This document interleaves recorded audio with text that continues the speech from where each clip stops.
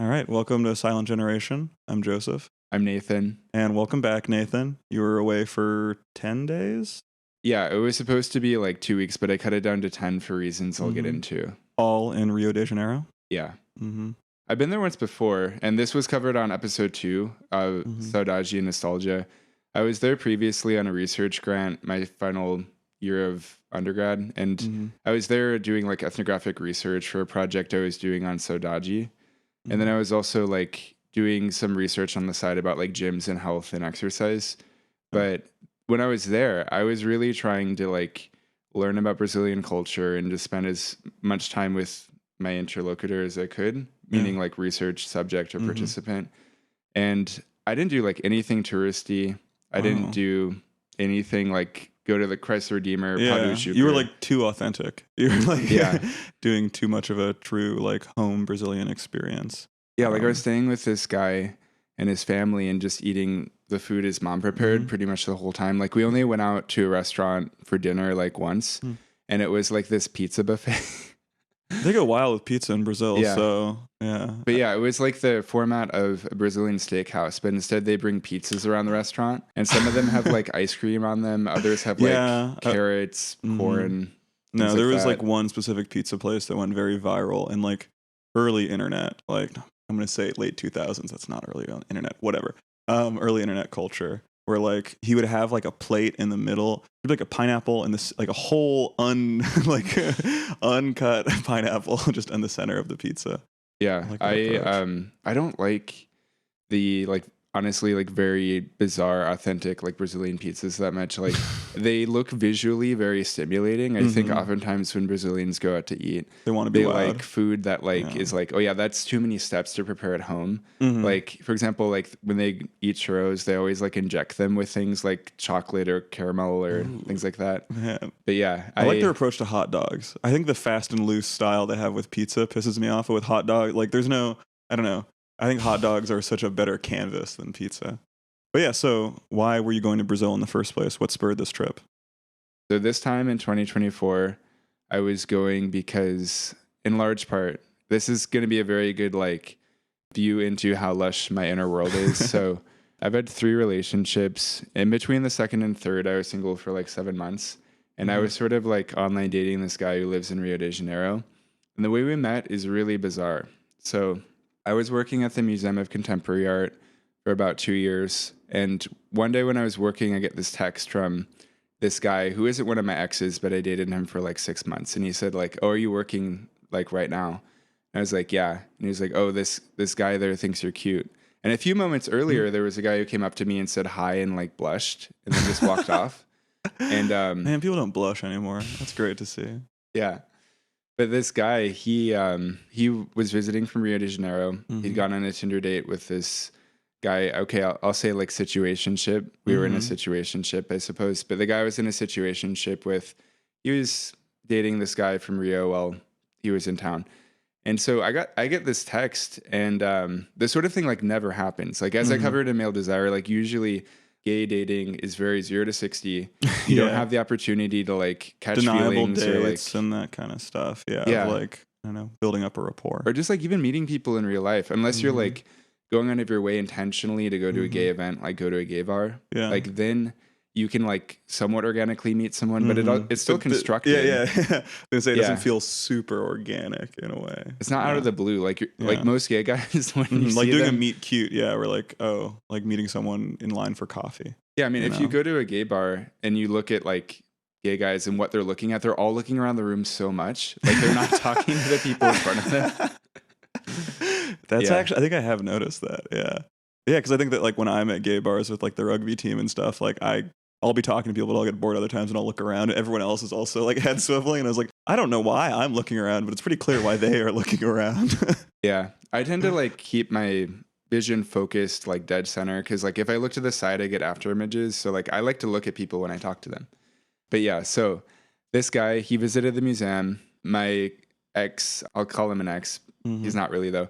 But my ex, I had asked like, oh, like give me the name of this Brazilian guy. Yeah, I think he's mysterious cute too. Brazilian. And then he was like, no, he's mine. Like I'm dating him right now. And then I was like, okay. The gay world, man, the straight mind reaches to understand, but it cannot. Yeah. Yeah. So I'd sort of forgotten about this, but it was a really interesting moment. You know, I probably would have forgotten it though, but then I'd gotten into my second relationship that ended. I talked to this guy I was in a situationship with, and he reminded me about the Brazilian guy and then connected me because I'd already learned Portuguese, you know, to the extent that I do now. I liked Brazil. Yeah. And so this weird connection that I'd made seemed really significant. And so I started to talk to this guy in Brazil, you know, shortly after I had broken up with my second boyfriend. And we talked like every day for like hours, phone calls all the time. And then we wanted to meet, but it was the part of the pandemic where you couldn't travel internationally. Like I was looking at the numbers for like how many travelers Brazil gets a year. Cause I know like I'm one of very few Americans who's visited Brazil. And I was looking at the numbers and I saw that like in 2021, they got less than 1 million international visitors. Huh. Like they were like not letting people in. And so it just wasn't an option to like meet this guy. And I was online dating in Chicago. I met someone through Tinder and that was my third relationship that lasted like 3 years. And then that ended and I've been single for a few months now. And I've been like wanting to go to Brazil for a long time because I speak the language. It's a cool place. Yeah. I know It'll be like there. a recurring thing throughout your life, you can imagine, right? You'll go to Brazil every few years or so. Yeah, and or Portugal. Oh, I yeah. really want to go to the Azores in particular. Me too. That's always been really high on my list. I just love how they stick out in the middle of nowhere. I want to go to the Corvo, that island. Yeah, and it's a very good like desktop background. It's like a perfectly bowl-shaped island in the middle of nowhere. I love the Azores. No, they're like honestly the most beautiful place I've ever seen in pictures. I can't imagine what it looks like in real life. Yeah, it's like a dream. So yeah, I want to go there. But yeah, I'll go to Brazil again in the future. But yeah, it's like I speak Portuguese. I barely get to practice it. Yeah. Like I have only had like largely online friends who are Brazilian. Like I talked to, I should name him finally. Okay, I'm not going to actually, this Brazilian guy, I'm going to use a pseudonym. I don't want to like anything to come from me talking smack. I'm going to talk a little bit of smack. But yeah, his name, I'll call him Joao. Joao. It's like the Brazilian version of John. John Doe, yeah. Yeah, and I happen to not know any Joaos, even though it's a very common name. Yeah. So I'll just call him that. But yeah, I wanted to meet him finally. You know, I kind of upset him, you know, by like ending the online relationship and then getting into this other relationship for 3 years. And I knew that like we might not end up dating or like connecting that well. I didn't know we wouldn't work that well as friends. Oh, yeah. It's hard to guess that. Yeah. I had no idea because he actually was in Chicago like a month ago. Yeah, I got to meet him. Yeah, you did. You were actually there the first time I'd ever met him. Yeah, it was crazy. It was just like, I don't know, it was very built up in my head. I'm just like, oh my God, this is someone that Nathan has been talking to for, you know, years, basically on a semi-daily basis. And then like, I'm going to be there at the first meeting in a restaurant. And yeah. And it was weird. We met up for Turkish food and then he'd shown up and already eaten like all the food he could possibly eat at the Cheesecake Factory and like didn't want to eat anything. What I imagine is the John Hancock Center Cheesecake Factory, right? This is in the basement of a skyscraper. I think it was. Yeah. Fascinating. But yeah, the ex who I was in a situationship with was there too, because we'd maintained this like friend group for a while, where basically it was this like gay network of people who like really like architecture, urban planning, public transit, politics, and most of us speak Portuguese. Yeah. It's like my ex I was in a situationship with, he's also like a multi-generational Chicagoan. His family's been here also 100 years. He also speaks Portuguese for no reason, even though crazy. Neither of us are a Brazilian or Portuguese descent. What is this? Chicago, longtime Chicagoan gay Portuguese architecture appreciation pipeline. Yeah, and then everyone besides you has like a moderate libertarian bent, right? Oh yeah, they're all like largely conservative, but they love public transit. Interesting. Yeah, I don't want to put them on blast in the political sense, but that was part of why I got like a little bit irritated. Yeah. But yeah, so he was in Chicago. First meeting was bizarre. I thought he was gonna be like. I offered him to stay at my place. I thought he would. He stayed with the other guy the whole time. I just didn't witness sparks, and I thought I would see something pretty instantly. Yeah. Yeah, me too. I mean, I'm usually very closed off when I meet people. Like I just need like time to adjust. And like with him, like but we'd been talking for years, and Turns out he's very anxious in real life. Like he was comfortable talking it's to me. It's crazy what doesn't come across on like phone calls and stuff. Would you guys do like video calls? Yeah, we too would. much? Okay, yeah. So it's like this is truly the last little step, that like missing thing about someone's physical presence is so important. Body language, I guess. Yeah. So we were at this restaurant and I saw him a couple of times in Chicago. Then we went to St. Louis. I took 2 days off. And that trip was sort of like a breaking point because my ex I was in a situationship with, he was like bullying me the whole time because we'd had a falling out a few years ago because he's kind of like very aggressive and like very... He's like a mean, funny guy. Seems to be his approach, which I've met many of those people in my life, and I'm always a little skeptical of that, of that like style of comedy, of just like, oh, I'm always saying mean stuff, but in like a kind of fun, jesty tone. I don't know. Yeah, I learned the term like everyday sadist recently. Sadist? Sorry, sadist. Which refers to people where like they get a lot of pleasure, not out of like literal sadism, like torturing people, seeing them in physical pain, but just sort of like any opportunity they can to be like, oh yeah, you lost your job. That sucks. Like, you know, it just like little needles basically into you. Yeah. Because we used to have a relationship that was very like, we were equally like sort of berating each other, belittling each other. Yeah. I found it fun. And then he didn't like that, even though we were doing it equally to each other. And then there was a falling out, and then he came back and he was like, no, you got to be nice to me.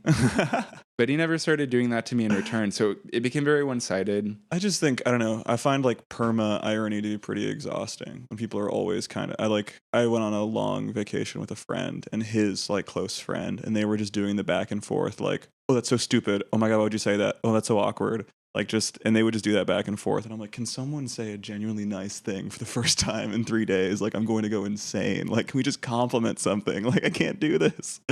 Yeah. No, he can be sort of like that. It's like he will insult me like quite a bit, like about he'll call me like a communist, even though I'm on the left, but like I feel like my interest in like you're not exactly I'm more interested in like policies instead of I don't know, like DSA, Bernie, socialism. But anyway, like he'll just say things that like piss me off, and those were getting on my nerve. And then Joao, he was just sort of like ignoring me, both like when I was seeing him and then just in general. Like I didn't see Joao without seeing my ex. Like, I feel like you guys never got any like one-on-one time. It felt like it was a very controlled environment. Yeah. And then I get back from St. Louis. They invite me to a barbecue, which you tried to give me an out. Like, yeah, I had something else going on or something. I forget what the reason was. We recorded an episode, and then you were like, oh, we recorded Millennial Nihilism with Bobby, and then you were like, oh yeah, let's go get like food. And I really wanted to go with you because I hadn't seen Bobby in a while. But I was like, oh, you got an invite to barbecue. Yeah, Joao was in town. Like, I should go. Yeah. I should go to this barbecue. I get there, and it's just like horrible. Like, this sounds like a bit from Real Housewives. A little bit like this. There's something about like, in order to make those shows work, they always have to have like semi-structured kind of things. Like, oh, and then it's her daughter's birthday party, so we're going to talk about it then. And so like they need to like have a setting for that. I feel like, and now it's time for the barbecue. Let's see what goes down. No, I mean, I've been having to talk about this incident is like what happened at the barbecue for a while. But yeah, I show up, historical incident, and my ex is like, before he says a word, he's making fun of how I walk, which I've had a walking problem. I look normal, right? Like I don't limp. Like no, you don't limp. Yeah. I look fine. Like my posture is good, but he's like making fun of how I walk, and I'm just like immediately livid. And then he's just mean to me. Joao's like not making eye contact with me the whole time, and I just feel like I'm not liked. I'm not welcome. No, and the vibes are off.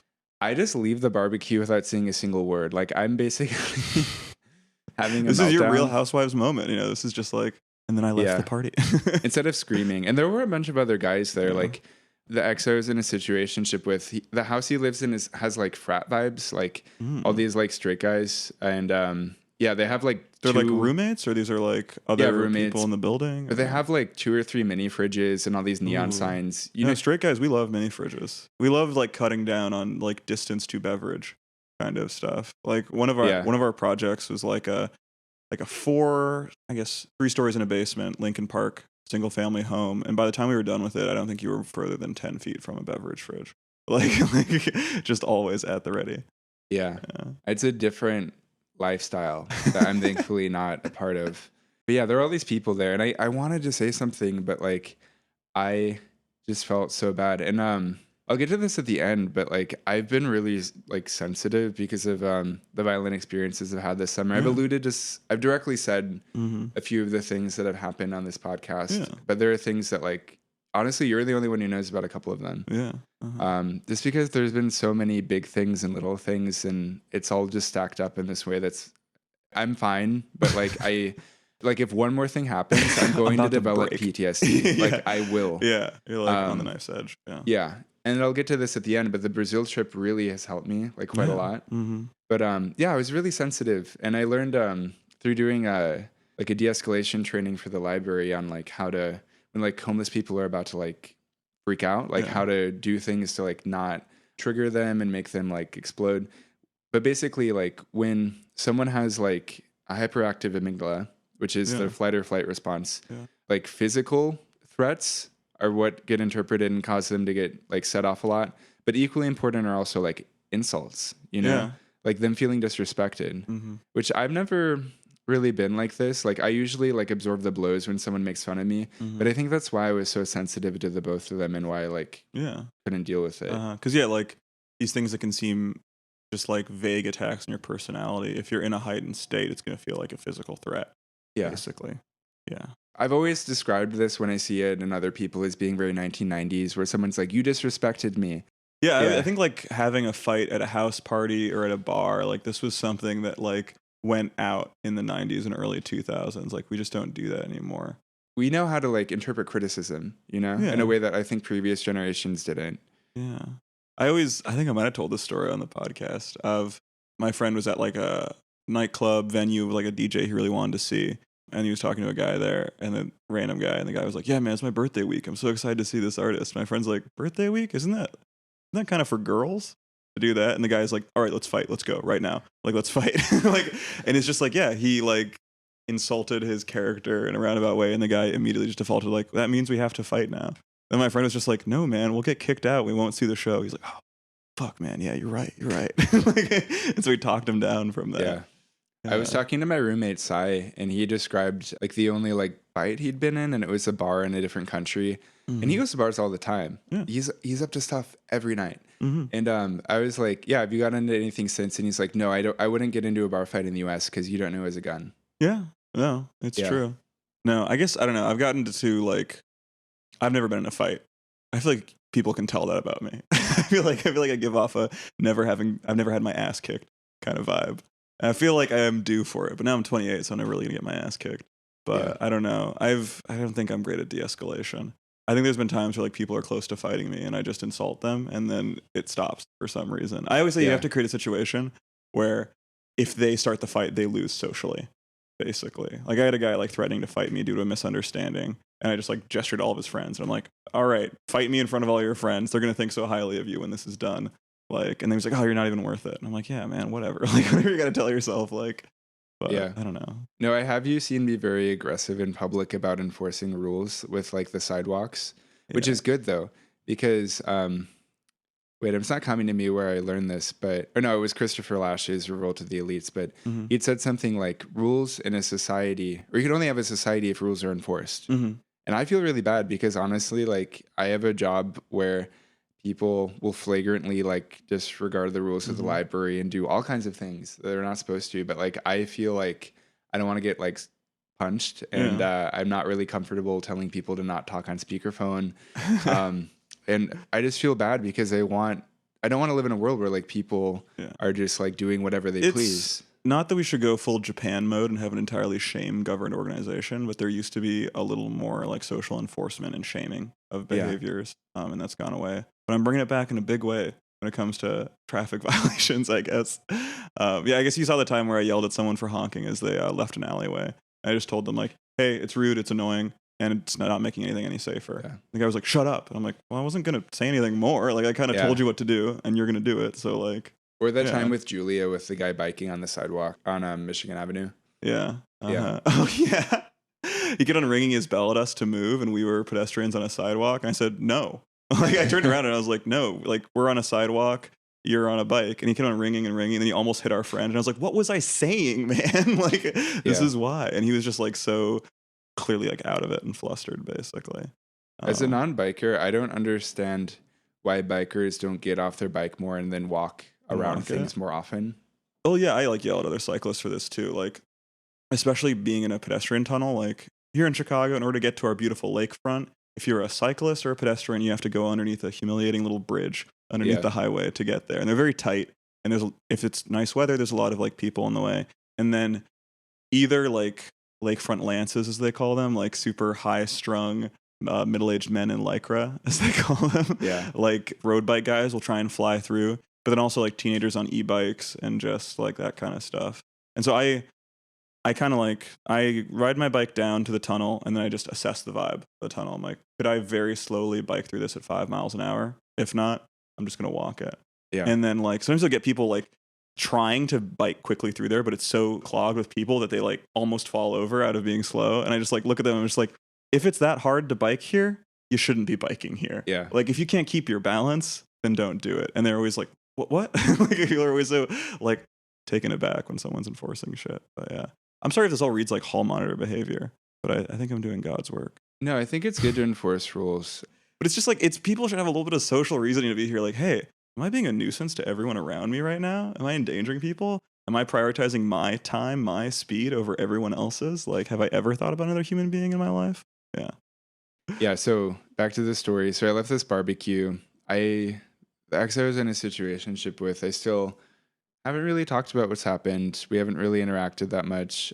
He came to my house he biked and brought some shorts and Oreo cookies this Brazilian guy wanted, and he threw them over my fence and I picked those up. But otherwise, I haven't seen him. Yeah, but then with Joao, what do I do? Okay, so Because you had booked this flight yeah. before Joao had come to Chicago. So Yeah. this was like a very like set up And like a originally few I months was in supposed to go to advance. Rio first, but he changed his Chicago trip from September to July. And so I was supposed to meet him there first. Interesting. And yeah, I'm panicking because I don't want to be in a third world country alone. Yeah. And fair. so I started to pester you a little bit. Actually, I kept dropping yeah, if I hints would go to that- Brazil. Yeah. And I humored it for a second, and then I was just like, I don't think I'd be very useful over there. Like, I don't think that two of us are going to become like any more impactful. I don't know. I think I just get into trouble in Brazil. Your too. stature is helpful, though. I guess I can do that. Yeah. Beyond that, can't navigate. I don't know. It's a good time to go, though, because starting in middle of 2025, you'll need a visa requirement. Yeah. And the first time I went in 2018, I had to get one. And that was like 160, 180 or something. It might have gone up. And it takes time. I had to go to like the Brazilian consulate to go get a visa, which I happen to live in Chicago, and that's easier. Yeah, But we have like all the major embassies here and stuff. So. Yeah. Wait, consulate is the big one. Embassy is a little one. No, embassy's a big one. Consulates bigger. are like a less bigger deal. Like a There's guy in a generally desk, more of them out basically. there. Yeah. So yeah, I had to go to the consulate for that. But yeah, I'm starting to panic. Like, should I even go? Yeah. Because I was questioning if I could even be friends with Joao at this point. I didn't know if we'd be able to continue talking online or if we'd get along in person at any point in the future. And I'd actually been stressed about this for a while because, like, to be honest, like, I'd also been talking to my third boyfriend a bit about getting back together, and he was like freaking out, like I don't want you to meet this guy. And turns out like we didn't have any chemistry like at all. But I didn't know it would be like not even chemistry to be friends. Yeah, that was not in my guess. Yeah. Like I was kind of thinking on this in your trying to put myself in your shoes and be like, all right, what's the possible outcomes here? And it's like, oh, there's no real spark or something. There's always be that little like difference. Wasn't expecting it to be like that. Yeah. No, because for a while I'd like kind of felt like, oh, do I get back with my ex or do I get back with my online ex? And it kind of felt like I was in a movie, but it wasn't fun. I was at all. I was like chiding you during this process. I was just like, you can't have like people on I said that you were putting them on the bench, like in sports, you're on the bench and you get called up to play, you know, and it's like you can't have them being a bench warmer and be like, all right, you're getting called up. To the Yeah, major leagues. there's other things that were going on though that like, I don't want to get into everything. Yeah, it was a very conflicted time, and I wasn't even looking forward to this trip. I was really stressed out about it. Like basically since I'd bought the ticket, because I bought the ticket, and then my ex had started asking to get back together a bit, like 3 days later. So this whole time was really stressful, and I talked to Joao and I was like, okay, like if I come, will you still see me? And also, can I still stay with your friend? Because he'd set me up with this guy who's an American who'd moved to Rio and he lives there permanently. He's like one of those work from home people.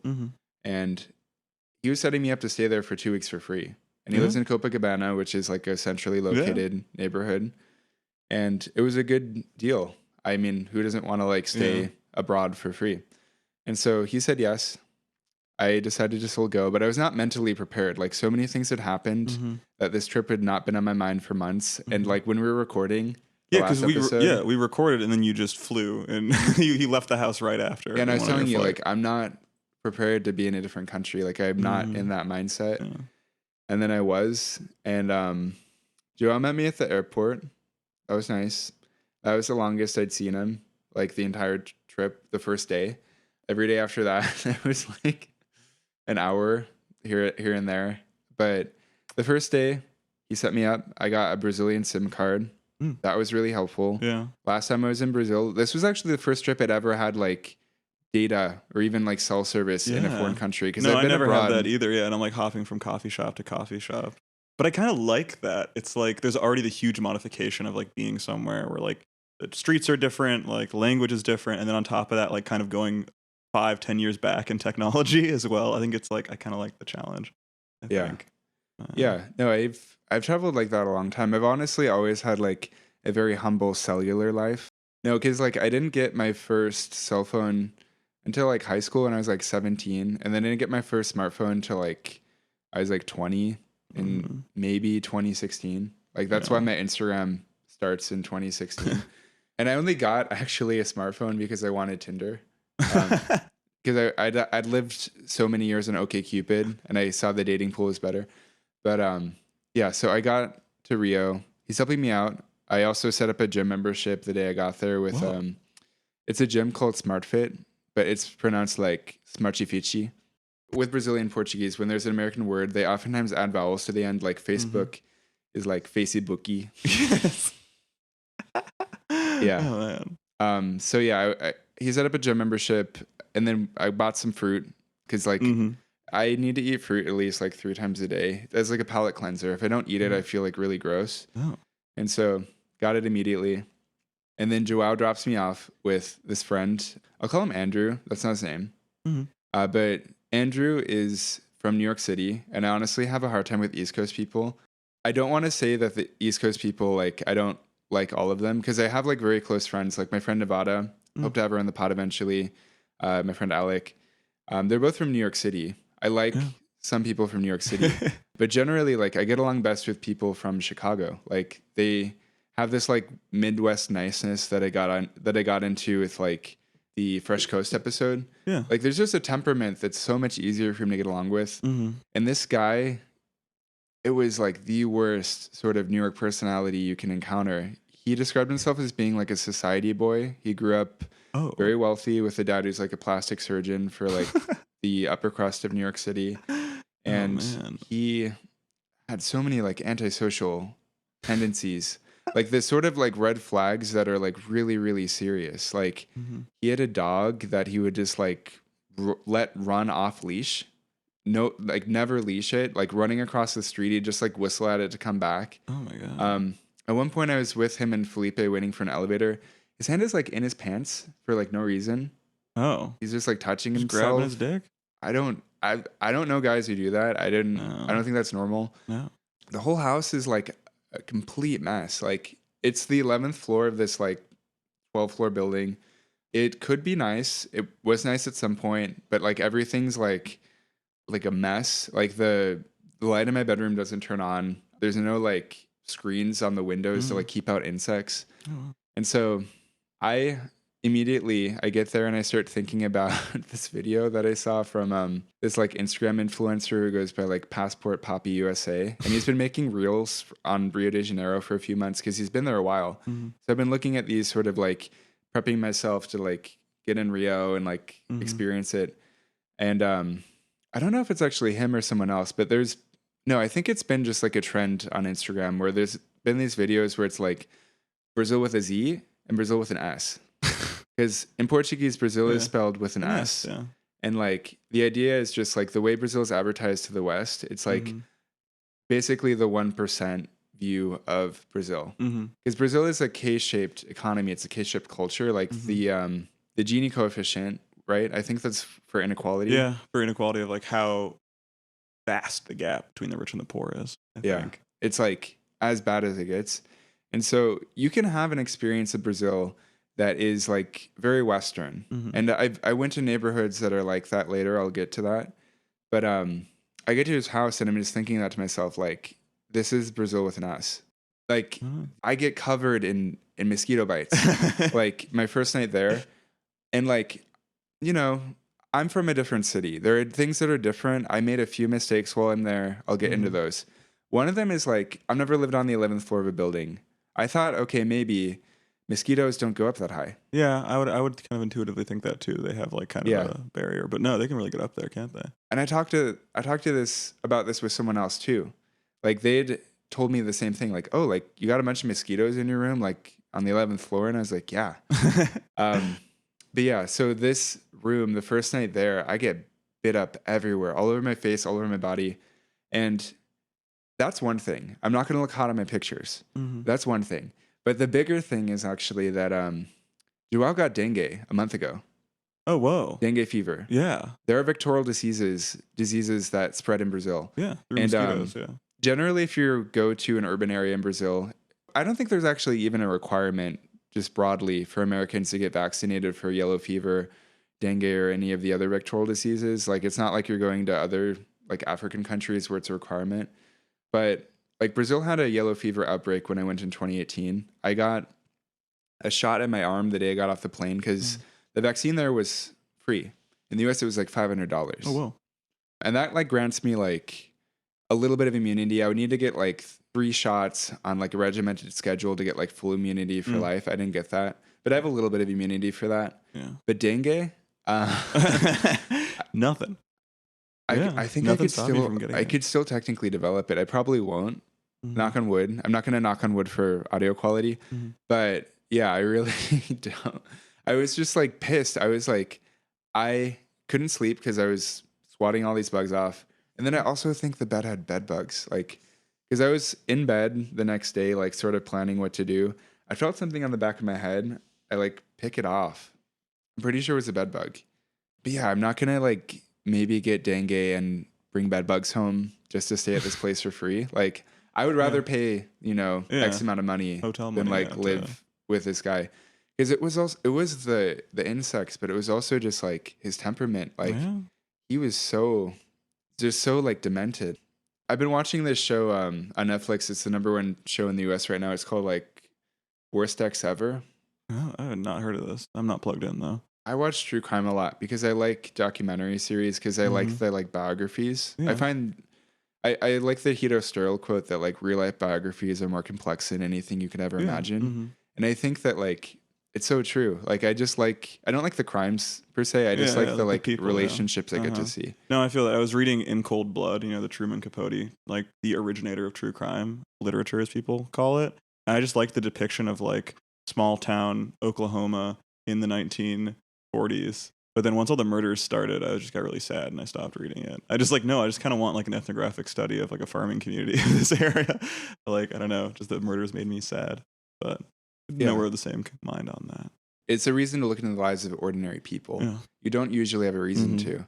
But so Andrew, so many red flags. So on that show, like for example, there's one of the episodes, the first one actually, it's this guy who like kidnaps and abuses like 3 ex-girlfriends and but one of them, he gets along great with one of those girlfriends' dogs. And I feel like this is something I've seen in multiple episodes across several series where like if someone is like demented, for some reason they still get along with like pets. I don't know. I always want to like, I take animals' opinions of me very highly. I say like if a dog is skittish around me, I like take it as an insult. I'm like, no, like I'm good. I'm one of the good ones. Like, here, smell my hand. Like I'm innocent. Like I always try and win over animals, but they can be fooled. No, it's not the animals' interpretation of the humans. Yeah. It's the humans gravitating towards the animals. Still liking animals, yeah. Because the conventional thing is that like the dark triad of psychopathic behavior, one of those is cruelty to animals. And so you can still be a psychopath and just be missing one corner of the triad. You know, you can still be kind to animals. Yeah. Because I think for people who are antisocial, they have such difficulty connecting to others that their last resort is just like having a pet. Oh, yeah. But yeah, this is just based off of like me watching TV. I don't know how concrete it is, but yeah, I met up with Joao and Andrew later on for like a dinner, and it was a reminder that like what I was trying to get away from, because it was just like he talked like people in Succession, which to me I've always questioned, like no one's that vulgar, like no one talks like that, but he would just like say stuff like we were at this dinner and there was this Brazilian girl who was really nice who grew up in the US for 5 years. She grew up in Fremont, and he was like, "Oh yeah, you're from like Hick, California."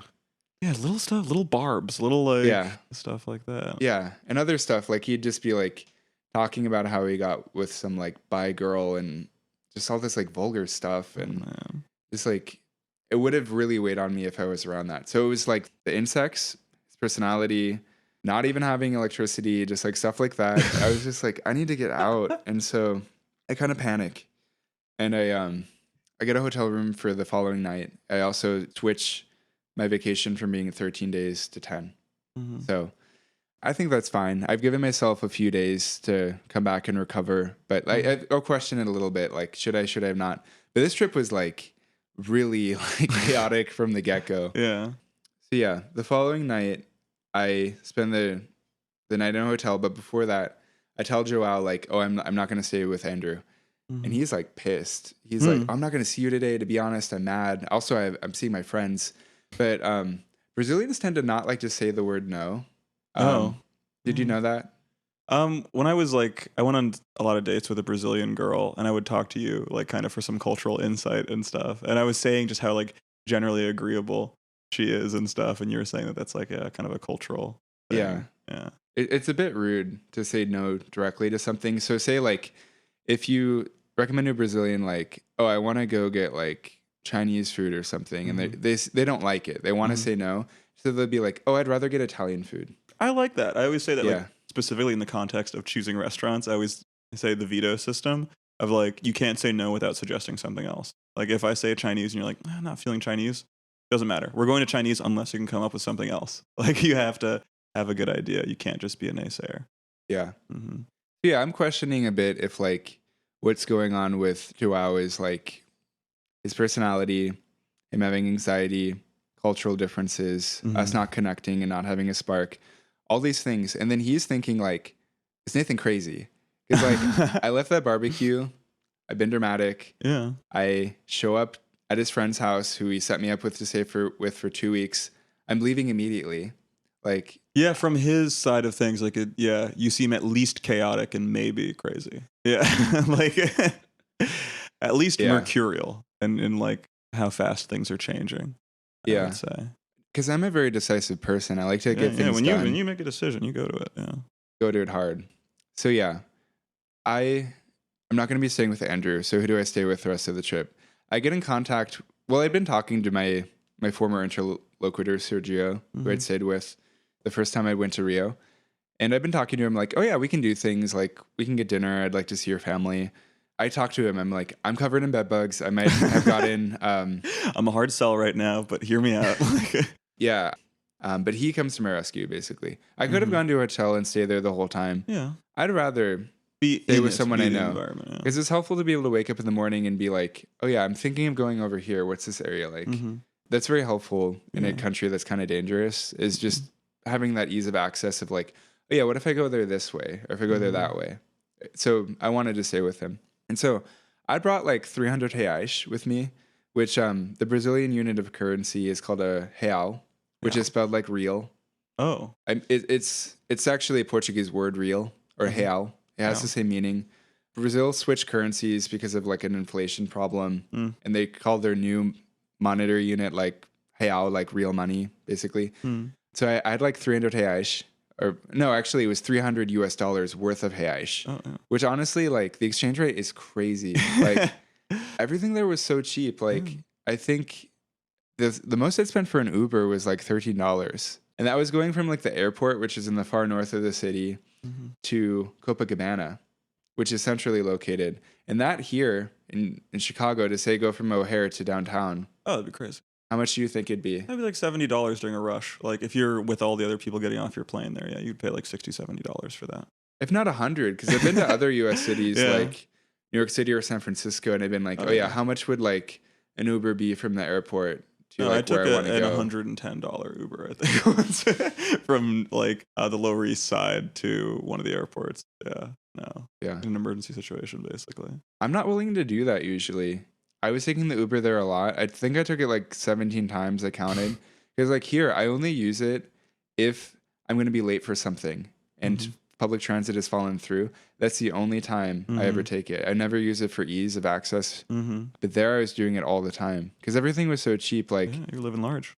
yeah, like I had meals that were like $4, and like taking the metro system, for example, it was like about $1, if not less. And like, for example, on Uber, when they'd be like, oh, you want to tip your driver? The max tip was like 50 cents. Wow. That's crazy. Yeah. I forgot it would be so cheap. But anyway, so I had all this cash, and they don't really use cash that much because Brazil actually implemented a new like payment system there that's been very successful. Matt Stoller, the guy who's on Breaking Points a lot, who talks about anti-monopoly, who's one of my favorite public intellectuals, he did like a Breaking Point segment on Brazil's new payment system in order to criticize the US for clinging to the credit card system. Because the credit card system is inefficient. It was a new technology in the 1980s. It's not helpful now. And we should be able to do what Brazil did, because Brazil is not known for being fast. No. It's a bureaucratic country. Yeah. And if they can do it's it, like we a should be able to. hyper-pluralist country. Too, Hyper right? what?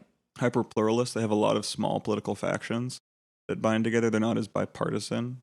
I mean, Yeah, I think they have like 50 political parties in Congress. So they're like India and places like that are just like, yeah, it's hard to get stuff done because there's layers of bureaucracy, and even the bureaucrats are in direct competition with each other a lot of the time. Not that we're a bastion of getting things done in our like pure two-party system, but yeah. So. Yeah, because I kept seeing Rio de Janeiro Prefeitura, like Rio de Janeiro. Prefecture. Oh, wow. And I asked someone about that. I was like, you have prefectures here? Because that's like a term from China, you know? Yeah, and then taken to Japan as well, too, yeah. Yeah, because there's Rio de Janeiro City and Rio de Janeiro State. I was like, what is prefecture? Yeah. So yeah, there's like layers of government. It's like Cook County. It's like in Chicago. Oh, it's like a county system, yeah. Because I'd been wondering about that. I didn't Google it. Yeah. But but yeah, so there's a lot of bureaucracy, but they implemented a payment system that like we should be able to do here. And so they don't really use cash that much. And so I had all this cash, and I was like, and honestly, Joao was kind of sassy with me when I got to Brazil. Like I was like, yeah, I brought like $300 worth of reais, and he was like, that's entirely too much. Good. And so then like on the Uber ride back from the airport, I had like given the Uber driver like 10 reais. And he was like, that was way too much. And I was like, well, you told me I don't need this money. Yeah, so I might as well like, burn it. Yeah. Yeah. And then Joao got mad at me because I told Joao that I was going to be staying with Sergio and that like I was going to give him all the reais I had at the end. Like I'd spend a little bit, but I'd just give him what's left over, which honestly isn't that much. Like 300 to stay with someone for like a week. Yeah. Like that's not that bad. But yeah, Joao was all pissed at me. And then I was supposed to go with him and spend my second day there. Instead, okay, this is where it starts. This is where the trip starts. So it gets really interesting, you know? Like every day I start waking up and I don't know what's going to happen. Like every plan I'd made for the trip is up in the air. And I start to utilize one of my greatest assets, being gay. Yes. So being gay is like being part of a secret society. We're able to access people and things you never would be able to otherwise. Like, I think I mentioned I've like talked to this judge for years. He has no reason to talk to me. It's just because we have that one thing in common. And so in Brazil, that's also like one thing in common that like just opens up doors everywhere. And so I use dating apps. Yeah. Second day there, you know, for example, I got dinner with a guy. He was like an anesthesiologist.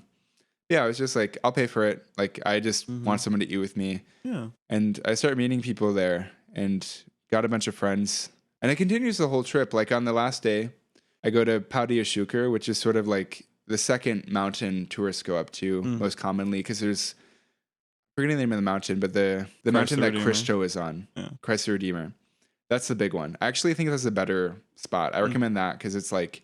You got to do it. It's a big Jesus. It being cheap again, it's like going up to that. There's a tram that brings you from the bottom to the top. That's like $10. Oh, can you imagine? Like any other like sort of like prime view. Empire State Building. Like I've never been to the top of the Sears Tower somehow. Yeah. Yeah. The Pau de Açúcar was one of 2 places I saw that had like a tourist price. If you weren't Brazilian, you weren't from Rio State, it was more. Yeah. Anyways, last day there, I was at the top of a mountain, like literally, because you go from like one mountain to the next, and I see a guy there that I'd talked to on a dating app. You already built a small little world around yourself. Well, I kind of knew he worked there, so like I was sort of looking for him a bit. But no, he was literally at like the center of the mountain, like selling sunglasses. Anesthesiologist, sunglass salesman. Wow. Yeah, I get him to take pictures of me like 3 times. I'm like, oh yeah, what are the good spots here to take pictures? And then he's like, you need to pose. And then I was like, how? And then he like shows me how to pose. Whoa. And then I do it. But yeah, I had like a great time because yeah, every day I'd like wake up and I didn't know what was gonna happen. Like one of my best days there, I went to Niterói, which is this town on the other side of the bay. Honestly, I show up and I'm expecting it to be like an even more intense version of Rio. Yeah, just like a super Rio of just like Rio on crack. Yeah. Double the favelas. Like that's what I was expecting. Because they have this like beautiful contemporary art museum there that was designed by Oscar Niemeyer, who designed Brasilia. Do you know about Brasilia? Yeah, it's the planned capital of Brazil. Like, I don't know. It was in a very like top-down planning, mid-century style of just like cities are very inefficient. We need to build a new city right in the center so that everyone can equally make it there. It's one of those like, governments are always trying to convey their political values through their built environment. And it's them saying to the country, like, we're listening to all of you equally. We're right in the center. There's not going to be an entrenched coastal capital, as is often the case in cities. And then it was all master planned by Niemeyer. Yeah. And it's built around different districts, basically. This is the health district. This is the government district. And so it's like completely opposite to what we want now with like, 15-minute cities and all that. It's very beautiful in mid-century, but it's also like not great for people. Yeah. Another thing to know, the city was originally planned in the shape of an airplane or a bird. Yeah. Yeah. So it has this interesting shape. And that's a very 20th century way of doing urban planning, is like, this will be this district or that district instead of things being mixed use. Now things are mixed use. Yeah. And also like just the idea of planning a city to be beautiful from an airplane as opposed to like being beautiful for the people walking around it. It's like Dubai, some Dubai nonsense. Yeah. It's the Palm Tree Island and then the World Islands over there as well. Yeah, it's this very like, it's funny, even having the term pedestrian is so crazy when you think about it like that. We shouldn't have to have a term for that. It should just be like people moving around. But you get the term pedestrian when you start to think about everyone being in either cars or planes, design the city around them, and you're like, oh yeah, and sometimes people are outside of them. We should have a term for that. But no, so I heard Brasilia's made some gains. I know they have a great BRT system. Yeah. They have buses now. I haven't been there. I actually, when I was going through my crisis of like, oh my gosh, what do I do? What do I do? Yeah, do I leave? Like someone had been like, oh, well, I have a bunch of friends in Brasilia if you want to go there. And I actually considered it, but then I was like looking at maps and honestly, as an urbanist, like I can tell from I don't even need to go on like Street View to just see from bird's eye. I can tell by the planning alone if something's walkable or not. And I was just like, nah. It would be like someone like coming to Chicago, having a falling out with the person they're staying with, and someone being like, oh yeah, just go to Rockford. I know a lot of people in Rockford. You can go there. You can go to the TGI Fridays. You can like, it's just very like suburban and like, I don't know. It's funny. They always say like Americans love to go visit good urbanism and then go back to the suburbs. Basically, it's hard to be a tourist in a suburban place. Yeah, like when I went to a rugby championship in Charlotte, North Carolina, we were just in a Holiday Inn that was on like a frontage road to a highway. I'm like, what do I do here? Like I was like, do they even have those little rental scooters? I couldn't even find an e-scooter. I wanted to go to whatever remained of downtown Charlotte. Yeah, but now I think I could go to Brasilia though, because I realized how cheap the Ubers are. Which I did use public transit in Brazil. I used both the subway system and the buses, and I didn't go the wrong direction even once. Oh. That's how good of a city boy that's how good of a city boy I am. But yeah, back to Niterói. It's a city across the bay. It has this one really nice like contemporary art museum, and it's sort of the vibe of Milwaukee, where it's like, honestly, what is what does Milwaukee have? What I was saying is they were overserved by their art museum. Oh, yeah. You know, like it's kind of like the ratio of city to the quality of the art museum is a little crazy, is what I'd Yeah. say. No, I mean, I like Milwaukee. We were just there with our friend Jack. Yeah. I love it, Casting no honestly. aspersions, yeah. But no, it's like in terms of like world-class amenities. That's the box to put this in. Some cities, the only one they have is, well, sports teams. Pretty much every city in the US has a sports team. Yeah. But then the other big one is like art museums. And that's where Niederoy pulls its weight, or that's what I had assumed was like the only thing it had. So I'm literally like taking an Uber across the bay to Niederoy, which is honestly like an 8-mile highway, which is crazy because at the end of the trip, it's like $10. Again, it's just so cheap there. Like a trip like that here anywhere would be like 50 or more. And yeah, I'm going over there, and on the way, I'm like texting people on dating apps, like hitting people up. And I tell one of them like, oh yeah, I'm going to this museum. And he told me what neighborhood he lives in, and I kept trying to look it up, and it wouldn't come up. I was like, I don't know where this is. But he's like, oh yeah, I live right over there. I'll meet you there. And so then I'm like hanging out with this guy. Niederoy is like amazing.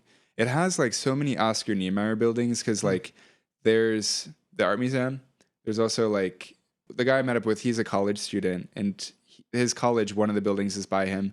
There's also 2 buildings by where, because there's a ferry as well. I took that back where the ferry is. There's all these Oscar Niemeyers over there, and they're like these really like, honestly, they kind of started to make me think of like Zaha Hadid. Yeah. Obviously more like less metallic, more 1960s, more not white. as sinuous, yeah. Yeah. No, he like, that's what people love him for, is that he took that kind of like rigidness of mid-century stuff, the Miesian style, but he had these like beautiful curves and grace and a sense of like movement to buildings that would end up influencing the Milwaukee Art Museum, like literally a building that looks like it's going to take flight. Yeah, he's a great architect. Yeah, the main like the museum there, the Contemporary Art Museum of Niederoy, it is like sort of like a UFO shape. And I've worked for museums. For my undergrad degree, most people use it to go work for museums. I went the library route, but like I appreciate what's in museums, but I also look at them as institutions. This place like made me like smile ear to ear the whole time. Oh man, that's so good to hear. Not in the sense that like it had the best collection. No, it's the opposite. It just felt the most like lived in of any museum I've ever been in. Like that's so good. From the carpet to the walls to the ceiling, it felt like people had just been doing stuff in it for like 50 years. It just had traffic. It had just a level of traffic in there. It's like a well-worn city institution, basically. Yeah. But yeah, I show up and this guy, I saw him 3 times. I got to know him better than anyone else in Rio, but like the exhibit there, it was on Jinju, the South Korean province. There's a really good restaurant in Chicago called Jinju. It's obviously a Korean restaurant. It's my favorite. No, I would say Chosunok's my favorite Korean, but those are my top 2. Yeah. But yeah, it was on like the Paper Light Festival in Paper Jinju. lanterns, yeah. Paper lanterns, and like you go in and it's just like immediately like a selfie location. Yeah, yeah. That's my next thing I was gonna guess. Yeah, is that like the paper lanterns was building in my mind of like, this is a Wonder Museum type, thing. It wasn't a Wonder Museum. I honestly still liked it, but like they had like one large scale paper lantern from South Korea. But I was just having the best time there because it was just it was so small. It just was so compact and everything was just so homey. Yeah. And then the second floor, they had like an exhibit that was like abstract Brazilian painters. Nothing too of note. Right next to the museum, though, is the most beautiful island I've ever seen in my life. No, I'm serious. It's called the Ilha da Boa Viagem. It has this like pedestrian bridge. There's a beach that's sort of a triangle where like the waves are coming at each other in 2 directions. And like right above that beach, there's like a bridge that connects, the street to the island. And the island's only open a few times per day. It's just like so gorgeous. So I'm seeing this from the other side of the museum. And like, I'm looking at that. I'm like, I want to go to that later. But with this Brazilian guy, we go and get lunch. And I'm in this cafe and it feels like I'm in a different world because it turns out Niederoy isn't Rio de Janeiro times 2. Instead, it's actually like much nicer and safer. Oh, and so it's Brazil with a Z, basically. Yeah. No, I get there and I'm like, this is Brazil with a Z. And like, in the coffee shop we're getting lunch at, there's this woman like working on a laptop, which like I'd ask people there because like, we've recorded espionage and spy-fi, and I was like, I need to work on that while I'm here, which I never ended up doing. Sorry, I was 2 weeks late. No. Like you're on vacation. You should not be editing podcast audio. But no, I was thinking I'd do that while I was there, and I was like asking people like, oh yeah, like could I go to a library? Could I go to a cafe? That ended up happening because like people were telling me like, yeah, people don't really do that here. They work on their laptops at home. Yeah, I see them doing that there. It feels very like just like nice. Yeah. My friend and I, we want to do this happy hour in Chicago. And so it's inside this mall. It's very nice. And we like found, it's like kind of the food court thing is way at the top of it. We go in there and like everyone's on their laptop. We're just like, we're like a few drinks deep. And we're just like, the vibe here is very laptop. Like, and he's just like, it's giving laptop. Like, yeah. I don't know. That's like, I kind of hate when I notice that in a place in America, but it's good that Brazil is the correct read on that, which is that people should not be laptopping it up all the time. You know how you say laptop in Portuguese? Laptop. Laptop. No, but if you, some people though, they will say like laptopy. But yeah. Did I say this yet? I speak Portuguese. It's clear I do. But yeah, you mentioned it. Yeah, you've spoken it for a while. Yeah, with this guy from Niterói, I'm starting to. He's from Minas Gerais, which is this state in Brazil that's like pretty close to Rio State. I think it's bordering. The girl I went on dates with, she was from there as well. Yeah. It's the Wisconsin of Brazil. It's the dairy state. Yeah. Yeah. People from Minas Gerais, they have this like reputation for being like really, really nice. And honestly, the New Yorker, the red flag New Yorker who I'd stayed with in Copacabana, part of the reason he was in Brazil and why he's living there is because he has an obsession with girls from Minas Gerais. And like, it's honestly a bit like sex tourism vibes. Oh my God. What's the stereotype of them? Are they like the farmer's daughter? Is that the idea? Like they're like sweet country girls? Like yeah, this very like warm, like you know, like bubbly. They'll put in the effort to be like, oh yeah, like what do you like? Like it's like if people were really horned up for like Southern belles, basically. I think so. Yeah, it does. That is coming off as like sex pesty of just like it's guys who are like, hi. Women in my social circle who know me hate that type of woman. I need to extract a woman from somewhere else. Yeah. But no, it's also just this sort of like New York temperament of being like, oh yeah, like where do you live? Like yeah, like oh yeah, only in Manhattan, only blah blah blah. Does he have like a noble savage approach to like he just needs himself a simple Minas Gerais girl? Anyway. I didn't spend that much time with him. I was I was just getting pissed immediately. But so they have this like reputation for being very nice, and this guy was so nice. Like I really, really had a nice time with him. But yeah, I also could understand his accent better because I speak Portuguese with like a Sao Paulo accent, which the difference between like a Rio accent and a Sao Paulo accent is like the Rio accent is closer to Portugal because Rio was originally the capital of Brazil before that got moved to Brasilia. And so it had a closer connection to Portugal. Yeah, it's just like how the East Coast had a closer connection to like England even post-revolution, and it's why they have like certain little artifacts in the way that they speak that reflect that. Yeah, for sure. But yeah, so the way they say it is like, for example, like say you're saying the word for like two in Portuguese. In Sao Paulo, it would be dois. And then in Rio de Janeiro, it would be dois. The sh sound. Yeah. Yeah. And so I don't like it personally. I have a very hard time hearing the Rio de Janeiro accent. I prefer the Sao Paulo version.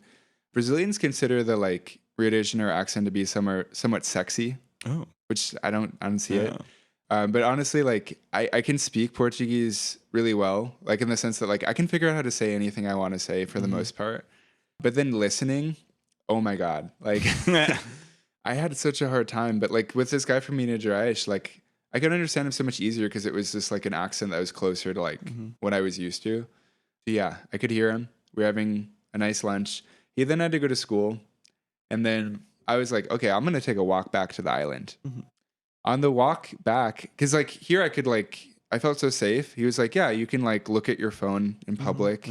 I could look at my phone there to be like, am I going the right direction? Which in Rio, I don't have that luxury. At least in Copacabana. Like, I gotta keep your wits about you. Copacabana has such like a, it's not a dark energy. It's so chaotic though. Yeah. But like, it's safe. So if like you're a tourist and you want to go to Rio, generally your options are like, you're going to stay in like Ipanema or Leblon. Those are connected. They're connected by a beach. Like that's like the nice part. Like Leblon is like, if you want to live in like the safest part of Rio, that's where you live. Mm. And then Copacabana is where if you're a tourist and you want to spend a little less, Yeah. and it's a little bit more authentic, I'd say. But like Copacabana, it was built up in the 60s. The housing stock is older, like from Cristo up high on the mountain.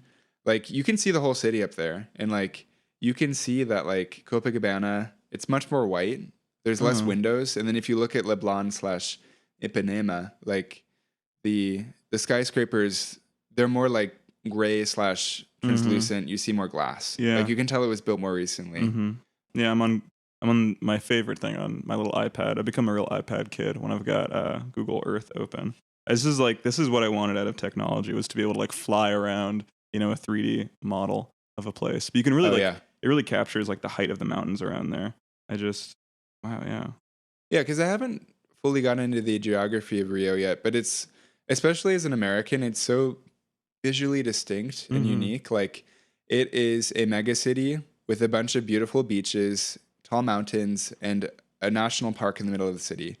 So like it just has this like ease of access to nature that like is foreign to Mm-hmm. me as a Chicagoan. Like Yeah. yes, we have the lake and the river. Mm-hmm. Yes, we have like nice public parks, but like to have like a straight up forest, Yeah. Like like wild that's stuff. Yeah. yeah, it's really Uh, cool. But yeah, so this guy's going to class. I'm like, okay, I'm just gonna take a walk back to the island. I'm gonna see how mm-hmm. this is. And so on the way there, I encounter like two free museums, one of which Oh. is on contemporary art. The other one is like on indigenous folk art. Hmm. Both of them are like really cool. I get to the island. It's just like so beautiful again. Right next to it, there's this like tourist center. Not a tourist center, it's just like a stand where there's someone you can talk to. Mm-hmm. And he has this like map because I wanted to go onto the island. It was Mm-hmm. too late. I was there at like 4 p.m. I'd wanted to go on it, but they said the last time I could it was 3. Mm-hmm. But I'm like, okay, what else can I do the rest of the time that I'm here? Yeah. Like what's open still? And he's like, oh, you can go visit the Oscar Niemeyers, Oh. which the other two are near where the ferry is. And I've been told like, oh, you should take the ferry back. So I take a bus there. Buses there are so fast. They're kind of like all BRTs. Oh. Like that's the vibe, honestly. They're like speeding. I can show you a video, but like Maybe we're the third world country, man. If we had yeah. such slow buses. And like the frequency, for example, like the BRT line I took in Copacabana, the frequency it said was 1 minute. That's They crazy. come every 1 minute. Oh my like, god. What are Yeah. we doing? So yeah, I'm in Niterói. I see these other Oscar Niemeyers and I take the boat back as the sun's setting. It's going great. Like honestly, the rest of the trip, every time that I see Joao, it's like that meme about I think I posted it in our Discord server, but it's the one where it's like you'll be having a fine day and then Grimes shows up. Yeah. That's good. Because no, every other time I see him, it's just like at the most random times in like the lamest places. Like, Mhm. because I realize over the course of the trip that like Joao is like a rich boy. Like, Mhm. I start to try to think through this or the psychology of him with Sergio, because I'm staying with Sergio in Tijuca, which is not typically like a place that tourists stay. So Tijuca is where the Olympic opening ceremony for Rio Oh. de Janeiro was held. They have this really big stadium. Hmm. There also is like a museum there that had a fire. It was in the news. It was actually a big tragedy. But I'm staying there, which is like a very authentic, like real Brazilians live there, Yeah. not expats, like Mhm. not like the top 1% of Brazil. And honestly, I feel safer there than Copacabana. Mm. Because like Copacabana, they know there's tourists. There's guys riding around in like mopeds and motorcycles, like Yeah. radioing in, like, oh yeah, we see like a drunk guy walking home, like alone, Oh. and they'll like mug people. Oh, jeez. And like in Tijuca, I just felt like I completely blended in. Because anyone can look like a Brazilian. Yeah. Besides me, but yeah. Almost anyone. Yeah. No, anyone who's really tall and blonde, you're right Yeah. about that. They're the Mhm. ones that stick out the most. Mm-hmm. But even in the South, which is also very popular with tourists, like Mm-hmm. they look pretty white. Oh, wow. No. So like you could blend in there probably.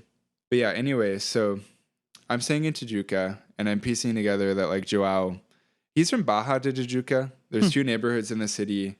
I would oftentimes clarify to people like, oh yeah, I'm staying in Tijuca, not Baja de Tijuca. But Man, you're already gatekeeping. You just got into that country and you're like no, Baja de Oh, Tijuca is actually the nicer one. oh, I was reverse it. clarifying. Yeah. For, Mhm. You're like, no, I'm in the cool, authentic one. Yeah. Yeah. But no, I would usually be like, yeah, I'm in the only Tijuca, but then people would be Mhm. like, oh yeah, duh, like because Mhm. usually they actually call it Baja de Tijuca Baja, like Oh, it's an low. Yeah. abbreviation. But anyways, Baja de Tijuca is where Jair Bolsonaro lives, the former Oh. president in Brazil. Is that where he like grew up? I don't know about that. Probably Yeah, it'd be not. very like Donald Trump of him to be like, a man of the countryside, but actually growing up in the city. But Yeah, I'm not sure about that. But it's very like Miami over there. I spent one hmm, day there. It was a rainy day. Because like what do you do in Rio de Janeiro when it's raining? yeah. So I was like, I'm gonna get a massage because Yeah. thing is so cheap there. So I took in Joao's advice when I went to Baja. I show up at this mall. It's just like store after store of like Givenchy, Prada, Hmm. Burberry, Comme des Garçons, Yeah. like just like so nice. And Yeah. it's so like unwalkable. The drive there is cool because like from like Leblon to Baja de Juca, you go like through these tunnels in the mountains. It's kind of picturesque and cool looking. It kind of felt like Death Stranding. But I just start to piece together like, okay, for Joao, for the Brazilian 1%, what they like, what they enjoy in life is just sort of like the most American things they can hmm do in Brazil. Yeah. Because like I had this moment right before I left Brazil with Joao where like we were supposed to go to like a churrascaria, like a Yeah. Brazilian steakhouse, hmm because I'd never been to one here or there. I ended up doing it my actual last day with Sergio and his family. That was a good experience, but we were supposed to go there and said he's like, oh yeah, let's go to this supermarket and eat pizza. And This like, sounds so much like my Jamaican roommate. I think he'd even agree with me if he listened. But yeah, like one of his favorite restaurants in Chicago was the Grand Lux Cafe, which is just owned by the Cheesecake Factory. It's closed down now, but it was just like a souped up cheesecake factory, and that was his favorite place to go. And just like how Joao wanted to go to the Cheesecake Factory, like yeah, yeah, there's something about like it's just seen as the eventual goal. Like the upper classes of these like more third world or developing countries like just see like there's only one way to achieve. Like I wish they had a more like culture bound optimistic view of what being rich in their country could look like. I think I've bemoaned this a lot, like the flattening of the rich experience across the world. Like everyone has the same like Prada bag and everything. Like I wish you look at the royalty of different countries, like in medieval times, they all looked so different. And it just feels like the modern day royalty we have just all wear the same like Prada shit. I just pulled up a screenshot. I'm going to paraphrase this because it's not well written, but I'll put like a I'm Gur link to this screenshot. But someone had basically said that like, you know, Brazil, it has a culture for sure, but like the upper class is not aiming to like advance or create new culture. Mm-hmm. They want to sort of like, Import.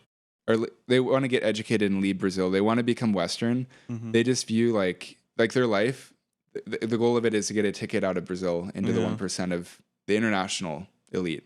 That's so disappointing. I don't know. With my friend Paulo from Brazil, he is from like family of doctors and like the professional class in Sao Paulo. But he's still like very much like he's really taken to being an American. Like he drives, he has a Yeah. car, he has a dog, but he still like does really love Brazil and like has his eyes geared towards going back there. I thought that was a more common sentiment, but I think he's might be the exception to the rule there. A lot of people just see like success equals America. Yeah, it's a Yeah. lot more similar to my Jamaican roommate. One thing too is this is something I was told when I was doing research for my ethnographic project on Sodaji, but like one of my interlocutors, she told me that like she doesn't like gravitate towards like only being friends with Brazilians in the US. And Mm-hmm. I'd seen that actually with the other ones that I was working with because my research population, I was working with international students because they were good candidates to talk about Sodaji because they were away from home. Yeah. They were a great like Mhm. Oh yeah, population to to people work who didn't with. listen to the episode, saudade is the like uniquely Brazilian or Portuguese lusophone, right? Yeah. Portuguese speaking concept of like longing and nostalgia for people and time, Yeah. basically. Yeah, it's like an emotion that's purported to be unique to the Portuguese speaking Yeah. cultures, but Uh-huh. yeah, I found with her and the others, like it was true. Like they don't form like a Brazilian clique. Yeah. Because like for example, in high school and college, like people of the same ethnic heritage or background, they did like to gravitate Yeah. towards being in the same social circle. But Yeah. with Brazilians, they're a bit less like that. Yeah, that's what like we talked about this in the past, but like my school, my freshman year, there was a study abroad program that was very like biased towards STEM and architecture, and so my alma mater got like a huge influx of Brazilians, and they all did kind of move in packs there. But then like as that program ended, we were left with like the real Brazilian students, the ones who were always planning on doing 4 years at this school, and they were always very well integrated. There wasn't like yeah, I guess there wasn't enough of them to be a pack anymore, but they integrated a lot more into the campus life. Yeah.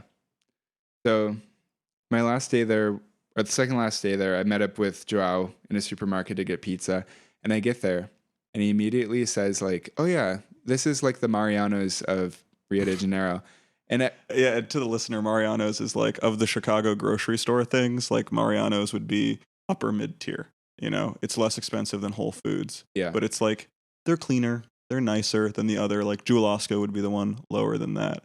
But yeah, it's just not what you left Chicago for. yeah. The name of the chain we went to is Zona Sul, because Rio is split into 4 zones, not of equal sizes Hmm. at all. Like the North Zone is huge compared to the South Zone, but the South Zone is safer along with the West Zone. But yeah, we were at this supermarket, and he's trying to impress me, like, Yeah, oh yeah, this is like your Mariano's, and I was like, I've only been to Mariano's like once, and yeah, this is not what I'm here for. Yeah. From his perspective, he's like, what are you doing here? Well, I came to see you, but like also I have like substituted you with like all of Yeah. these other Brazilian guys who want to hang out with me, and I'm actually having like a really exciting time. Like, Yeah, you're having the best revenge. You're living well. yeah, because like I woke up every day not knowing what was going to Yeah. happen, and it was really exciting. Which is, yeah, like you live a pretty regimented life here in Chicago, I would Yeah. say. And so, like, having that kind of devil may care attitude is pretty new for you. Yeah. And I was asking you about, like, is this going to carry over into your, like, daily life? Do you think you'll be, like, riding high on this for a bit? Yeah, because I'm not one to talk about mental health like too much, because Mhm. I try to avoid like therapy talk, but like Mhm. it hasn't been good after the events that happened this Mhm. summer, but like it really helped. Like, Yeah. because I was confronting my fears of like being in a dangerous place. It went well. I didn't get Mhm. like mugged, and then I just felt so rich there. I felt like literally like I could do anything, Yeah. and then also just the excitement of like not knowing what's gonna happen. Like I really Mhm. lived in the moment. Yeah. Yeah, No, I think that could be good. I don't know. I don't go on a lot of trips or vacations. I think I kind of put a lot on them. I'm like, this one is going to really like, not that I'm in some kind of mental health ditch or anything, but I always think that like a vacation's going to change or alter something. I don't know. Like a very jarring experience can sometimes leave like a little measurable impact. When I got that gun pulled on me, yeah, I've had a few like, you know, not near death, but I've had like some brushes with violence. And for the next like 2, 3 days, I'm always like, man, what's the point of all this work and everything? It's really about living and connections with other people. And then after those few days, like, no, then I just start getting distracted by the day to day stuff of life. Like, oh, deadlines are important. Like, got to do this stuff. Like, I lose track of the important things after a little bit. And so I feel like this trip probably giving you like a widened kind of, you know, lens to view your own life and what's important. yeah.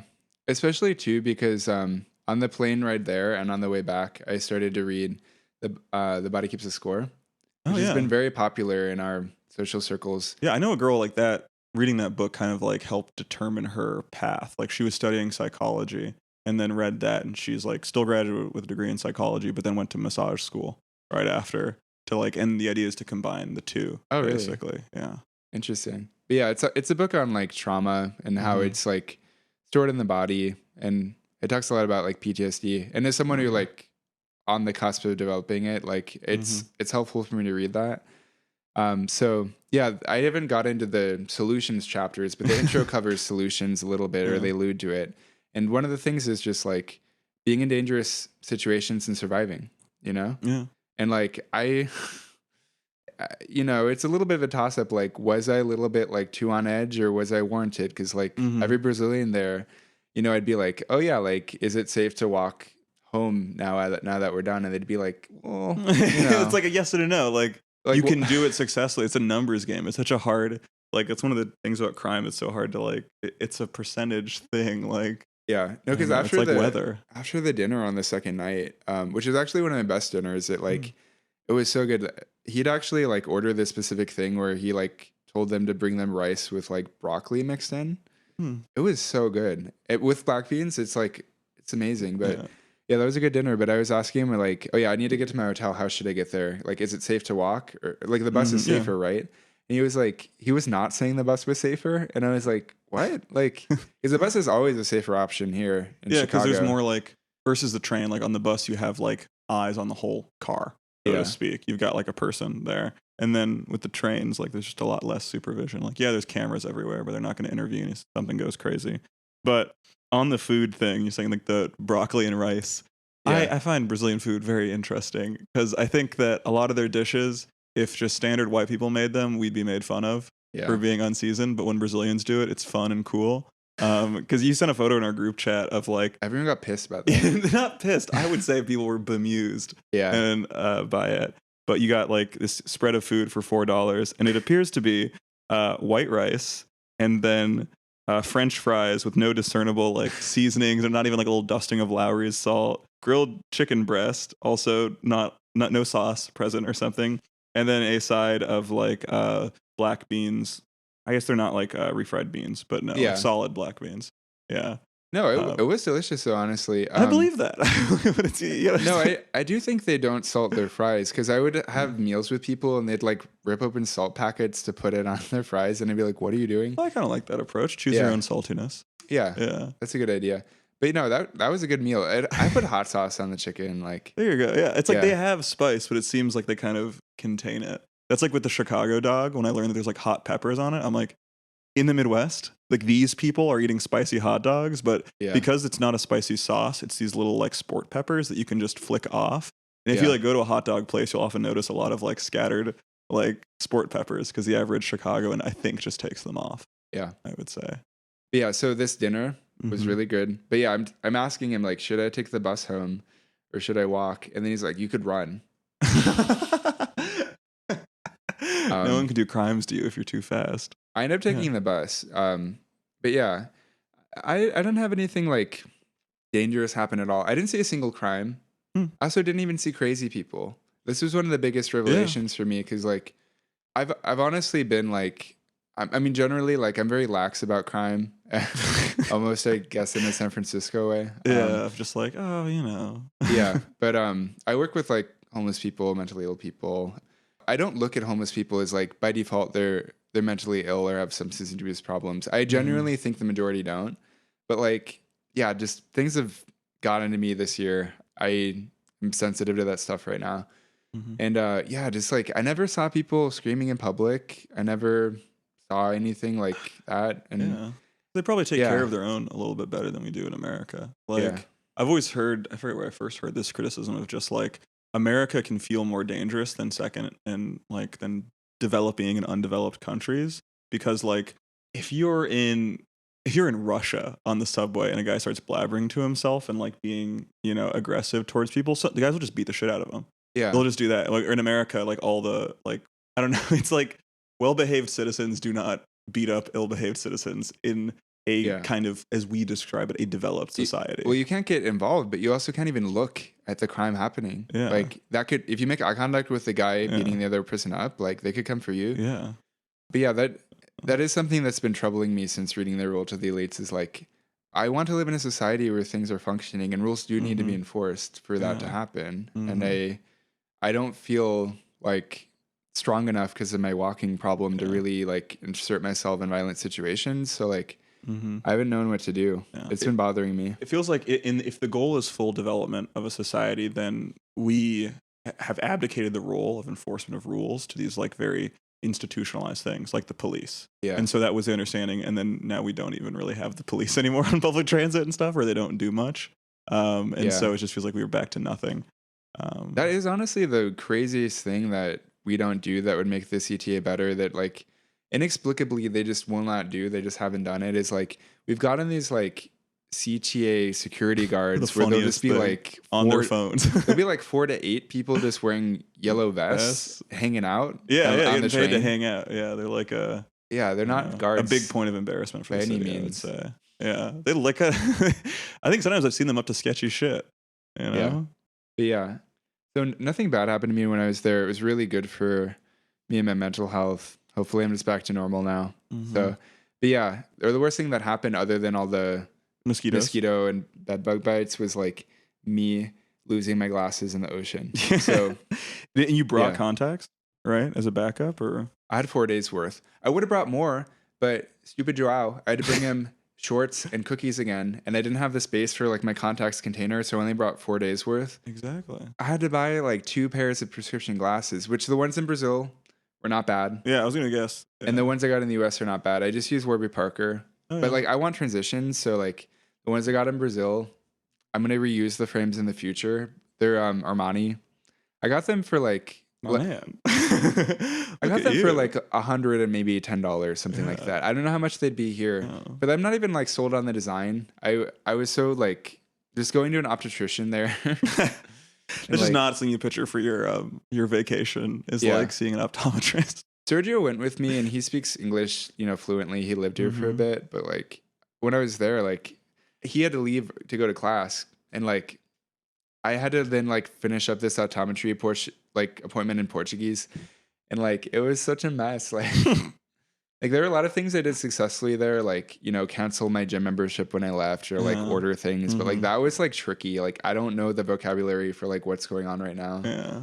It's such a niche thing. Oh man, that is so outside the usual like tourist experience to like deal with bureaucracy and like private gym membership and stuff like that in the healthcare system. Like it's the not glamorous parts of visiting a country, but it Yeah. feels a little more authentic. Yeah, I want to tell the story. Okay, so how did I lose my glasses in Brazil? So again, I'm a city boy. My street smarts are good. I didn't take the subway or buses in the wrong direction at any point. I was great with that. The only bad thing that happened was I don't know how nature works. I don't know how mosquitoes work. I don't know like how the ocean works. That was my first time actually, I think, being in the ocean in a while because like I got used to beach days this year with our friend group. Yeah. I was finally started to be like, oh yeah, the water's nice. But previously, like when I go to the ocean the past, like, I don't know, 10 years, like I'd see it and I'd be like, that's enough. Like, I don't need to go in. I get the idea. But yeah, so that day, I think it was Joao told me like, go to the beach today. Like you should go have one. And I was like, all right. So I'm taking the subway to the beach thinking I'm just going to go by my own and stare at it. On the way there, I'm on a dating app and I talked to a Peruvian guy who's this like newscaster from Peru. And he's there with two friends and he's like, oh yeah, I'm at the beach. And I'm like, which one? And I'm going to Aproador, which is like honestly one of the best beaches. There are 3 beaches I recommend. One is the one in Niterói by the Ilha da Boa Viagem. Another is Praia Vermelha, which is at the base of Pau de Açúcar. It's just this beautiful mountain you can look at. The third one is Aproador. That one is on the other side across from Leblon, the nicest neighborhood. But there's this like rock that's really pretty to watch the sunset from. It's a huge rock covered in cactuses and stuff. Oh, cool. But yeah, like it's a really good vibe. There's always police over there too. Like you can look at your phone, just fine. That is the measure of safety. Yeah. But anyway, so I'm going to go to that beach that Joao recommended, and the Peruvians are there too. And so I'm like, okay, great. Like I'm wearing a swimsuit. I'm going to actually get to swim because I met up with random gay guys. Like this is great. And yeah, I go in the water with my glasses on. I feel the current like pulling me in this way that like it's a lot stronger than Lake Michigan. I know. I was at the lake yesterday actually. Did you see my Instagram story? No. With the video? Well, they had red flags up. Like you couldn't even go in the water. No, the waves were crazy. I was at the lake too in a different spot. I didn't jump in. And I'm a pretty like confident swimmer. But yeah, I was just like, I don't want to die that way. Yeah, on my way to the beach yesterday, I was looking at Google News. I saw an article that was like, we expect there to be like, to break our year's record for drowning deaths in Lake Michigan because of how bad the waves are this weekend. And I was like, oh, wow, okay, this was not what I expected. Yeah. But yeah, I get to the beach, no one's swimming, which is good. So I didn't get in the water. But yeah, I got in the water at Copacabana Beach and like, I'm like, I'm not used to this. Like, as like someone who grew up in Chicago in the Midwest, I don't understand mountains. I don't understand the ocean. Yeah. And like, it's just like pulling me and like, I'm fine. But like, okay, there are these big waves. I jump over them because I'm tall. I just like jump up. One is eventually too big and it like goes over my head and my glasses come off and I'm immediately like, oh snap. Like, because if I lost my glasses in like Michigan, like I can just see them. Like the water's so clear. Like I was immediately just like gone. And I'm telling these Peruvians, like, I can you help me? Like, but like the waves are so big, it's immediately clear. It's like you're not gone. gonna find it. Yeah. Yeah. So I'm kind of mad about that the rest of the day. It sucks. I'm wearing my new glasses now. These are the ones I'll be wearing the most of the time. Yeah. My first time wearing like pure black ones. Yeah. I like them. I was very afraid of getting like dark colored glasses. I don't have any like, besides my pupils, I don't really have any like dark coloring on me at all. So I thought they'd stand out too much. But no, it's a good fit for you, definitely. I feel like it's more like Lindy, right? Yeah, just like, I don't know. I mean, there were just less options for glasses back then. So everyone kind of had statement glasses because of just the size of them. Unless you're going to get the little tiny like wire rimmed ones.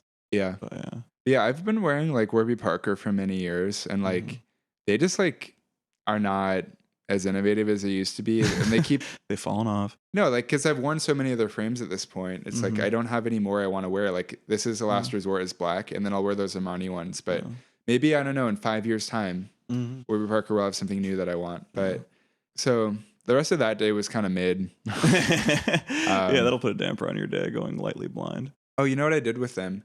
So when we met up at Aproedor Beach, but then they wanted to go to Copacabana Beach. I took a scooter.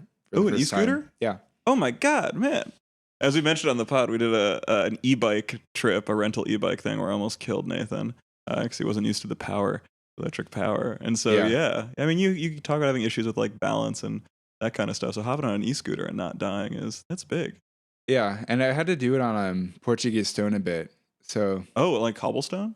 Portuguese stone, it's different. Oh. So this is one of the things that's like unique about Rio, but I've seen it in both, or not unique about, I wouldn't say unique about Brazil. Okay, so I've seen this in both Rio de Janeiro, Porto, and Braga, cities in Portugal. So it's like something that's present, from like the Portuguese diaspora. So instead of just like cement sidewalks, they'll have like these sidewalks that are in beautiful like white and black patterns, sometimes red too. And they're made out of straight up stone. Like I saw someone repairing Portuguese stone in a park, and like it just looked so like 19th century. Like this guy just like huddled over. He looked so comfortable, like bent over, like working on stones and like with metal tools. So the sidewalks there, it's really common. It's also not like a special thing. Like you see it all over. Yeah. And there's of course like super beautiful cases of it at like designs, but I just see like the regular stuff. Yeah, it's like it's a much flatter cobblestone. Yeah, it's different. It also, a lot of the designs are so vernacular too. Yeah. Like the most common one looks very like wave-like. Like there is like a like most iconic Portuguese stone design, but yeah, like there were so many different ones I'd see, but like some of them just felt like stuff like people would just like doodle on the side of a notebook, like yeah, just like little like board drawings. Yeah, but yeah, so I rode the scooter for part of that on Portuguese stone. Yeah, that's like I'm looking at a photo of Ipanema Beach, and they have really pretty ones. Like kind of what I would say is like kind of mid-century designs. It's very like, I don't even describe this. Kind of like interlinking chains, but very like sinewy. The shapes are sort of like something you'd see in women's jewelry. Yeah. But yeah, but yeah, on the sidewalk. Yeah, I rode the scooter over that, but we rode from Operador to Copacabana Beach. And I'd already been in Copacabana. I kind of didn't want to go. And then they were there and they were like, oh my gosh, the waves are so much stronger. And I'm like, great. Just what I needed. Yeah. Oh, man. But yeah, so I lose my glasses in the ocean and I'm pissed. And then we go back actually to the other beach to watch the sunset from the Pedra do Aproador, the rock, Aproador Beach. And like, it's the most pretty sunset I've seen, like literally. Like I put pictures on my Instagram. And like, what sucks is I saw that without glasses. Aww. But no, I went back later and I saw it with glasses again. Yeah. But like, the beach is like beautiful because like you're watching it from this rock. There's all these beautiful buildings. You can see the Portuguese stone, and then there's just like mountains across the bay, like all around you, and like the sunset is just so amazing. But yeah, that was a really nice experience. Other than that day was good, other than losing my glasses. Yeah. Right. Yeah, you got me so excited to travel. As you mentioned before, I'm going to Copenhagen next month.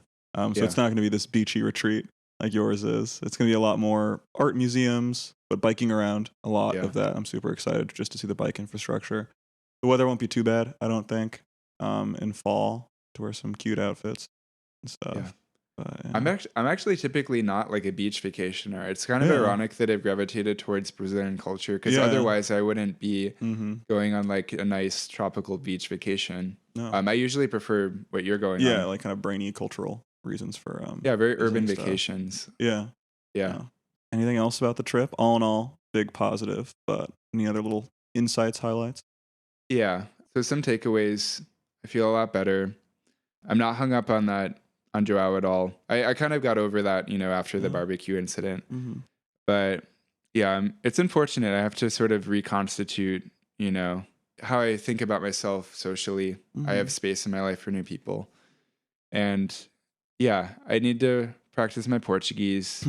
And the only other thing I think to bring up is just that, like, I got to eat a lot of exotic fruit while I was there. One of the biggest ones I got to try is Jabuticaba, which is a very unique fruit. It grows on the bark of a tree. Yeah, it looks like these big bulbous black like balls. It looks like in The Incredibles when Mr. Incredible gets shot with those like inflating balls that weigh him down. It looks like those, Yeah. basically. They're not that big though. They're about grape size. Oh, really? More Wow, circular. I totally misjudged. I thought they were the size of like oranges or grapefruit. Wow. Yeah. What do they taste like? Okay, so skin is vaguely poisonous, but you don't have to eat the skin. You can bite into it and then just suck what's inside of it. The insides taste like a little bit grape-esque, but sweeter. And like then lychee? Oh yeah, I would say like rambutan-esque. Yeah. Maybe. I love rambutans. Those are great. I got those at Costco once. I was living high. Yeah. The most unique thing too is that on the inside there's a nut that you bite into, and then you have a nut taste at the end. Oh, so it's like a grape plus a nut. That's great. Yeah. It's like fully edible. The core or the pit of this thing. Wow, it's soft enough.